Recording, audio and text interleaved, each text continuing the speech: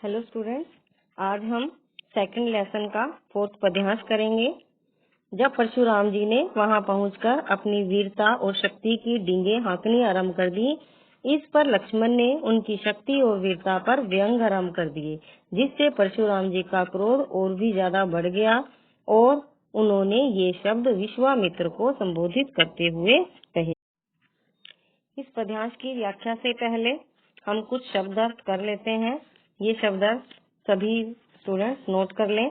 कौशिक, विश्वामित्र, भानुवंश, सूर्यवंशी, राकेश, चंद्र, निंद, बिल्कुल, निरंकुश, उदंड, अबुधु, मूर्ख, कालकवलु, काल का ग्रास, खोरी, दोष, मोही, मेरा, हट कहू, मना करो, उबारा, बचाना, रोषु, क्रोध, वर्णी, वर्णन, दुसह, असह, सूर, शूरवीर, समर, युद्ध, रण, युद्ध, रिपु, शत्रु।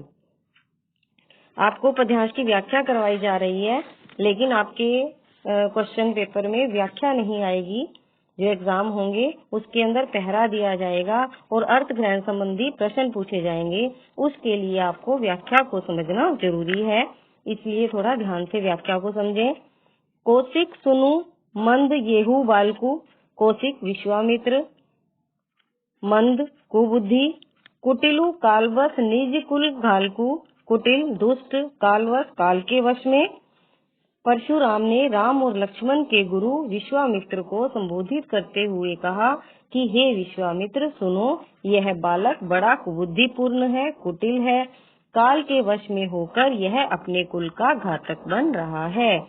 भानुवर, राकेश, कलंकु, भानुवर सूर्यवंशी, राकेश चंद्रमा, कलंकु कलंक, निपट नीरा, निरंकुशु उदंड, अबुधु असंकु, असंकु निडर। यह सूर्यवंश चंद्रमा का कलंक है, यह तो बिल्कुल उदंड है, मूर्ख है और निडर है।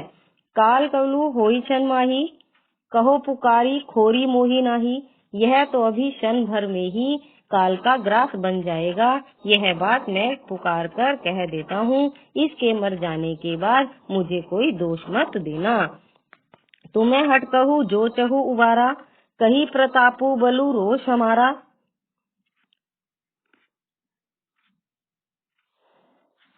तुम्हें हट कहूँ रोक लो, चहु उबारा, उबारा बचाना चाहते हो, प्रतापु बल, बल, रोषु क्रोध, यदि तुम इसे बचाना चाहते हो तो इसे हमारे प्रताप के बारे में, बल के बारे में और हमारे क्रोध के बारे में बता दो और इसे रोक लो। लखन केहू मुनि सुजसु तुम्हारा, तुम ही अछत को भरने पारा। लक्ष्मण जी कहते हैं, हे मुनि, आपका सुयश आपके सुयश का वर्णन आपके रहते और कौन कर सकता है। अपने मुंह तुम्हें अपनी करनी, अपने मुंह से तुमने अपनी करनी का बार अनेक भांति बहुवर्णी, अनेक प्रकार से वर्णन किया है। नहीं संतोषु तै पुनि कुछ कहूँ, यदि इतने पर भी आपको संतोष नहीं हुआ तो फिर भी आप कुछ कह डालिए। जनी रिस रोकी, दुसह दुख सहु, सहु सहन करना। क्रोध रोक कर असहनीय दुख को मत सहन करो। वीर व्रती तुम्हें धीर अक्षोभा, वीर व्रती वीरता के व्रत को धारण करने वाले, धीर धैर्यवान। गारी देत ने पाहु शोभा, शोभा शोभा, आप वीरता के व्रत को धारण करने वाले, धैर्यवान और शोभ रहित है, गाली देते हुए आप शोभा नहीं देते। सूर समर करनी करी, कही न जनाई आपू, सूर शूरवीर, शूरवीर तो युद्ध भूमि में अपनी वीरता को दिखाते हैं, वे अपनी वीरता को बोलकर प्रकट नहीं करते। विद्यमान रण पाई रिपु, कायर कथई प्रतापु, रिपु शत्रु, कथई कहना। शत्रु को युद्ध में अपने सामने पाकर कायर ही अपने प्रताप को व्यर्थ में ही डिंगे हाँका करते हैं, अर्थात अपने प्रताप के बारे में व्यर्थ में ही गुणगान करते हैं। नेक्स्ट पद्यांश है हमारा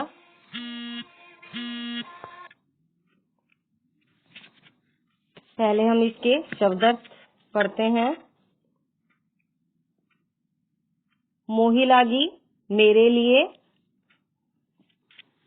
परसु फरसा कर हाथ, बद जोगू वध के योग्य, कटुबादी कड़वा, बिलोकी देखकर, बाँचा बचाया, मरनिहार मरने को, साचा सचमुच, कौशिक विश्वामित्र, खर कुठार तीखी धार का कुठार, गादी सुनु विश्वामित्र, हरिहरे हरा ही हरा।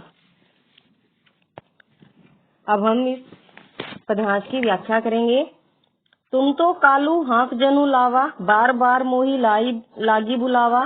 कालू मृत्यु, हाँक हाँक कर, जनु लावा बुलाकर लाना। लक्ष्मण जी कहते हैं कि हे परशुराम जी, आप तो मानो काल को हाँक कर बार बार मेरे लिए बुला रहे हो।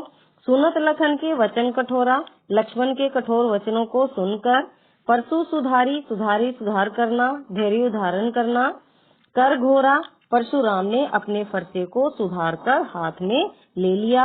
अब जनी देई दोषु मोही लोग, और कहने लगे कि अब लोग मुझे दोष न दें।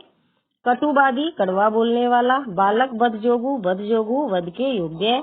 यह कड़वा बोलने वाला बालक मारे जाने के योग्य है या वध करने योग्य है।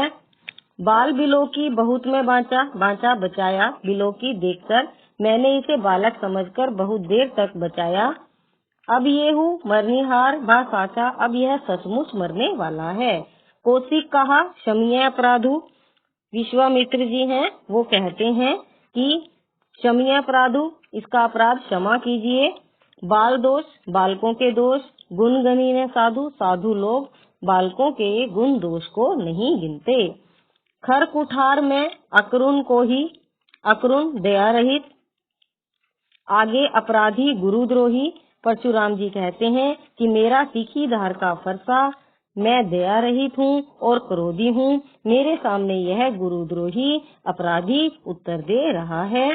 छोड़ो बिन मारे केवल कौशिक शील तुम्हारे, शील स्वभाव। हे विश्वामित्र जी, आपके शील स्वभाव के कारण ही मैं इसे छोड़ रहा हूँ। नैते ये ही काठी कुठार कठोरे, गुरी ऋणी हतोऊ श्रम थोरे, उरिन ऋण। नहीं तो मैं इस कठोर फरसे से काटकर थोड़े से परिश्रम से गुरु के ऋण से मुक्त हो जाता। गादी सुनु कह हृदय हसी मुनि ही, हरिहर सूझ हरिहर हरा ही हरा। गादी सुनु विश्वामित्र जी मन ही मन हंसते हुए कहते हैं कि मुनि को हरा ही हरा सूझ रहा है, अर्थात अन्य सभी जगह पर विजयी होने के कारण यह राम और लक्ष्मण को भी साधारण क्षत्रिय समझ रहा है। अयमे खांड न ऊख में अजहू न बूझ बूझ, यह तो लोही की बनी हुई खांड है, कोई गन्ने की खांड नहीं है। अर्थात यहाँ खांड को खड़ग से लिया गया है, जो मुंह में डालते ही गल जाती है। मुनि अब भी बेसमझ बने हुए हैं, वे इनके प्रभाव को नहीं समझ पा रहे हैं।